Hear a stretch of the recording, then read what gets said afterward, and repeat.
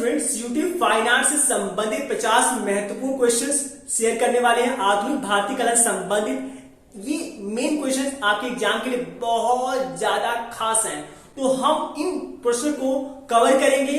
बस एक बात विशेष ध्यान दीजिएगा, इनमें से जिन क्वेश्चन पर आपको टफ लगेगा उसको लिखिएगा और जाके बुक में उसकी लाइन को एक बार रीड जरूर कर लीजिएगा, क्योंकि ये क्वेश्चंस इतने घुमा फिरा के दिए गए हैं, यदि आप उसको ध्यान से रीड नहीं करेंगे तो आपको बड़ी प्रॉब्लम हो सकती है। लेकिन जो क्वेश्चन दिए गए हैं, मैं कोशिश किया हूं कि जितनी मीन के मीन क्वेश्चन है उसको प्रॉपर मैं बनाया है। इस टाइप के क्वेश्चन को यदि ध्यान देते हैं तो रियली में आप जो आधुनिक कला का मेन चैप्टर्स है उसको प्रॉपर अच्छे से ध्यान कर दे पाएंगे। तो आइए शुरू करते हैं। भारत का प्रथम राष्ट्रवादी कला स्कूल किस नाम से स्थापित है? याद रखिएगा, इसका नाम है विश्व भारती के नाम से है। पहले इसको शांति निकेतन के नाम से पुकारते थे। विश्व भारती विश्वविद्यालय के संस्थापक का नाम रविन्द्रनाथ टैगोर जी हैं। उन्हें 1913 में नोबेल प्राइज़ दिया गया था। 1931 में बाहर उन्होंने अपनी पहली बार उन्हें पेंटिंग प्रदर्शनी लगाए थे। आधुनिक यूरोपीय कला ने भारतीय कला को किस प्रकार प्रभावित किया है? तो पत्रिकाओं के माध्यम से किया था। पहली बार देखा जाए तो कंपनी शैली ने अपनी स्वयं की पत्रिकाएं लॉन्च की, जिसमें कला से संबंधित सूचनाएं प्रदान की जाती थी। अंतर्राष्ट्रीय कला को पहली बार किसने जाना और पहचाना? तो वो रविन्द्रनाथ टैगोर जी थे और गगनेन्द्रनाथ टैगोर जी थे।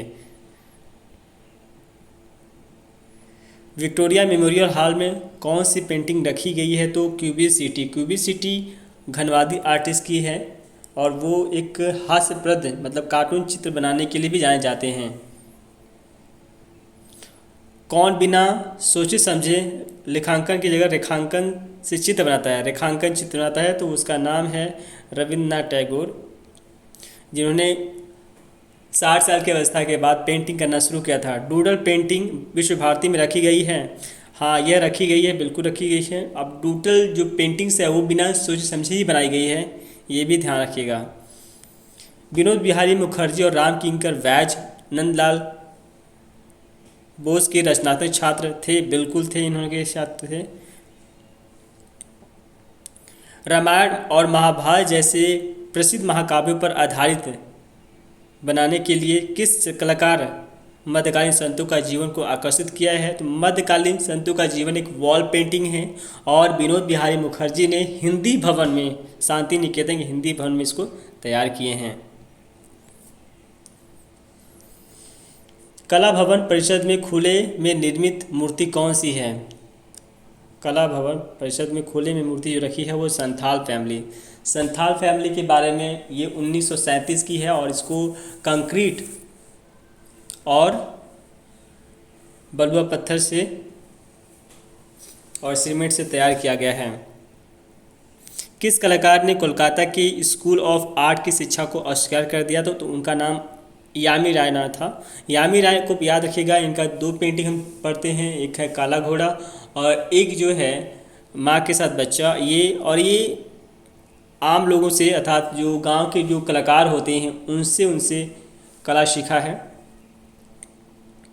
किस कलाकार ने वनस्पति और खनिज रंग के रंग अपनाए हैं? तो उनका नाम है यामी राय। ऐसा कौन सा कलाकार आधा भारतीय और आधा हंगेरियन है? तो उनका नाम है अमृता है। अमृता शेरगिल भारत की पहली अल्प आयु वाली आर्टिस्ट हैं। अमृता शेरगिल ने भारतीय शैली के साथ किस शैली को जोड़ा? तो यूरोपीय शैली को। इनका अमृता शेरगिल का 1940 में एक हल्दी ग्लाइडर है, 41 में ऊँट है। ये 2 पेंटिंग हैं जो सीयूटी चैप्टर्स में खास हैं, इसको ध्यान रखिएगा। 1943 में मूर्तिकार ने कोलकाता समूह का गठन किया था, तो प्रदोष जी थे। और 1943 में एक पेंटिंग आती है हंगरी बंगाल आती है, यह भी पेंटिंग है प्रदोष दास की। जो खास एक मूर्ति है जुड़वा ब्रांज। जुड़वा ब्रांज आई होप आप लोग मुझे बताइएगा कि ये किस सन की बनाई गई है जुड़वा ब्रांच, और ये इस समय कहाँ रखी गई है, ये आप कमेंट कर सकते हैं।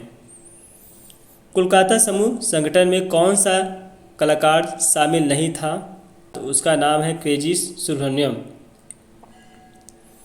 दक्षिण भारत में मूर्तिकार पीवी जानकी राम धातु की चादर से क्या बनाया था, तो गणेश का मूर्ति बनाया था। गणेश चतुर्थी जो है महाराष्ट्र में बड़े धूमधाम से मनाया जाता है। भारत में दो प्रसिद्ध जो है प्रमुख जो है राजनीतिक कलाकार चित्त प्रसाद और सोमनाथ हैं। ये प्रिंट मेकर हैं, वो गाँव में जाकर मैटर लाकर ये लिनोकट के थ्रू जो है क्या करते थे, छपाई करते थे। लिनोकट क्या है, वो है छपाई है। किस पार्टी ने गांव की यात्रा करने और स्केच बनाने को जो बंगाल हंगरी पैम्पलेट के रूप में प्रकाशित किया गया, ये क्वेश्चन तो है। इसमें है, ध्यान दीजिएगा, भारतीय कम्युनिस्ट पार्टी है, ये याद रखिएगा। 1946 में प्रोग्रेसिव नामक समूह संगठन किसने किया, मतलब संगठन का जो स्थापना किसने किया है, उसका नाम क्या है, तो न्यूटन सूजा नाम है, याद रखिएगा। किस कलाकार ने आधुनिक शैली को भारतीय संदर्भ में समझने योग्य बनाना चाहते थे, तो वो मकबूल फ़िदा हुसैन है। मकबूल फ़िदा हुसैन जो है, ये पता याद है 1915 में इनका जन्म हुआ है और 17 सितंबर का दिन, और 2011 में इनका जो है अंतिम समय रहा है। और ये इंडिया में पहले एक ऐसे कलाकार हैं जो फिल्मों के क्षेत्र में, पेंटिंग के क्षेत्र में और कई विवादों में जुड़े हुए हैं। अंतर्राष्ट्रीय लेवल की पेंटिंग जो है मदर टेरेसा है, ये है 1980 की है। घोड़े की पेंटिंग इन्होंने ज़्यादातर बनाया है। अमूर्तन आधुनिक शैली के प्रसिद्ध कलाकार कौन हैं, तो ये आपको ध्यान रखना है। अमूर्तन के हैं एस.एच. रजा। दक्षिण भारतीय चित्रकार में चोलामंडलम की स्थापना के पानिकर। किस कलाकार ने तार की छड़ी के प्रयोग करके शानदार मूर्ति बनाया था, तो उसका नाम है अमरनाथ सरगल, जिसमें अनसुना जो रोना है ना, यही इन्हीं की मूर्ति है, अमरनाथ सरगल जी की। 1960 के दशक में कला की नई दिशा में कदम किसने नहीं बढ़ाया है, अमरनाथ जी नहीं बढ़ाया, बाकी ये तीनों लोगों ने बढ़ाया है। कौन सा कलाकार आरेखों, लिपियों और चित्रलेखों प्रयोग करके चित्र बनाता है, वो है के.जी. पानिकर। ये समूह की बात पूछ रहा है, इस किसने और कब स्थापित किया था 1890 के ग्रुप को, तो स्वामीनाथन, और 1963 में इसको स्थापित किए थे। अब यहाँ पर पूछ रहा है कलाकार नहीं है। मैं बता दूं कि यहाँ पर यदि ये सारे जो टॉपिक्स में दिख रहे हैं, इसमें हिम्मत शाह हो गए, जयराम पटेल हो गए, अम्बा दास हो गए, ज्योति भट्ट हो गए, ये सारे लोग इसके हैं। तो यहाँ पर इसमें तो कोई ऐसा ऑप्शन नहीं दिया गया है, तो इसकी जो राइट आंसर ये सभी लोग हैं, इसी समूह के हैं। तो क्वेश्चन में नहीं होना चाहिए था, मतलब नहीं हटा देना चाहिए, उसके बाद ये सभी हो जाएंगे। आधुनिकता भारत में कब आया था, आधुनिकता भारत में अब आया था, वो ब्रिटिश उपनिवेश से आया था। गगनेंद्र नाथ जो है, ये गगनेंद्र टैगोर जी हैं, अमृता शेरगिल, जामिनी रॉय है जैसे कलाकारों। किस दशक के शुरुआती आधुनिक कला माना जाता है, तो ये 1930 का समय माना जाता है। कला में स्वदेशी जैसे विचारों की 29वीं शताब्दी क्या है, ये 29वीं शताब्दी जो है, यहाँ पर मैं बता दूँ, ये 19वीं से 20वीं शताब्दी है, ये सेकेंड। इनमें से रविन्द्रनाथ टैगोर के शिष्य नहीं हैं, तो रविन्द्रनाथ के शिष्य नहीं हैं, तो इसमें नंदलाल बोस, रविन्द्रनाथ टैगोर जी नहीं हैं। 1971 में भारत पाकिस्तान के युद्ध में चिंताओं को व्यक्त करने बड़ौदा के कौन सा कलाकार ने चित्रण किया है, ये आपको ध्यान देना है। कौन से चित्रकार ने किया है, तो सभी ने किया है। मोहम्मद, जैसे कि गुलाम मोहम्मद शेख जी हैं, भूपेन खक्कर जी हैं, के.जी. सोहेन जी हैं, तो ये सभी हैं, ये आपको ध्यान देना है।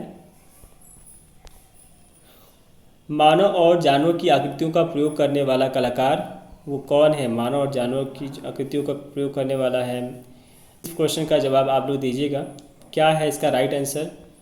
मकबूल फ़िदा हुसैन शिक्षा कहाँ से लिए थे, मकबूल फ़िदा हुसैन कहाँ से लिए थे, तो जे स्कूल ऑफ आर्ट से लिए थे। मदर टेरेसा का डेविड की मूर्ति मैच करती है, बिल्कुल नहीं करती, क्योंकि मदर टेरेसा और जो है पिएटा की मूर्ति मैच करती है, तो यहाँ पर हम मैच नहीं करती है, नहीं। ये कौन है जो अभी मुस्कुरा रहे हैं, ये हैं कौन, तो ये आपको पहचानना है, तो ये मैं बताना चाहूँगा। तो यहाँ पर के हब्बर एक राइट आंसर है। जंगल की देवी मूर्ति को क्या कहा गया है, तो वंशश्री कहा गया है। बंगाल शैली के जन्मदाता, बंगाल शैली के जन्मदाता रविन्द्रनाथ टैगोर जी हैं, नहीं, ये तो रविन्द्रनाथ जी को नहीं है, क्योंकि बंगाल शैली मीन्स बंगाल कला स्कूल की हम बात करेंगे तो वो हैं अवनींद्रनाथ जी हैं, तो यहाँ पर नहीं हो रहा। भारत में पहली बार यूरोपीय तकनीक पर किसने चित्र बनाए थे, तो अवनींद्रनाथ जी, अमिता जी ने। पहली बार जब नाम लिया जाएगा तो इनमें से कोई नहीं है, क्योंकि रवि वर्मा ही एक पहले मात्र व्यक्ति आते हैं जिन्होंने ऑयल कलर पे पहला आर्टवर्क करना शुरू किए थे। भारत की पहली अल्पायु महिला चित्रकार आपको तो पता ही है, अमिता जी हैं। इनमें से कौन प्रिंट पर कलाकारी करता है, तो अनुपम सूद है, जो संघर्ष से भरी जीवन पर, दुख दर्द पर ये चित्रण करती हैं। ये अनुपम सूद एक महिला प्रिंट मेकर हैं। यहाँ पर लिखा गया है 1959 में गणतंत्र दिवस के अवसर पर श्रम की विजय मूर्ति कहाँ स्थापित की गई, तो कोई चेन्नई में की गई थी। इनमें से कौन सा विकल्प सही नहीं है, तो इसमें देखना है मदर टेरेसा, ये सही है, 1980 की है, माँ के सब बच्चे, ये भी सही है।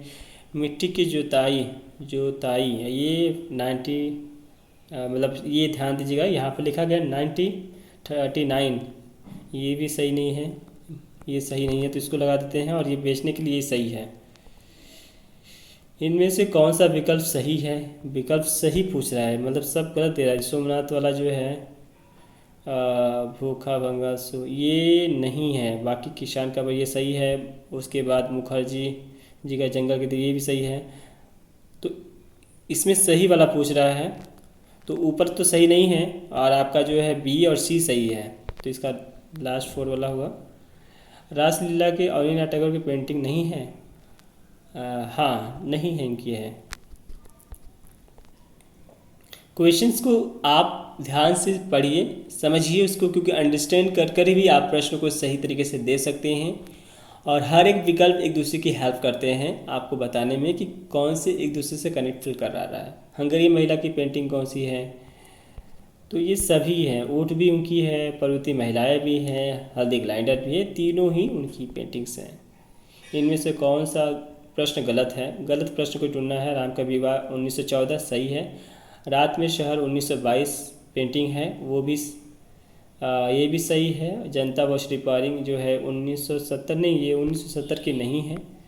और ये जनता वॉच रिपेयरिंग बताइए कब की है, ये आप बताइएगा कमेंट में, आप लोग बता सकते हैं मित्रों।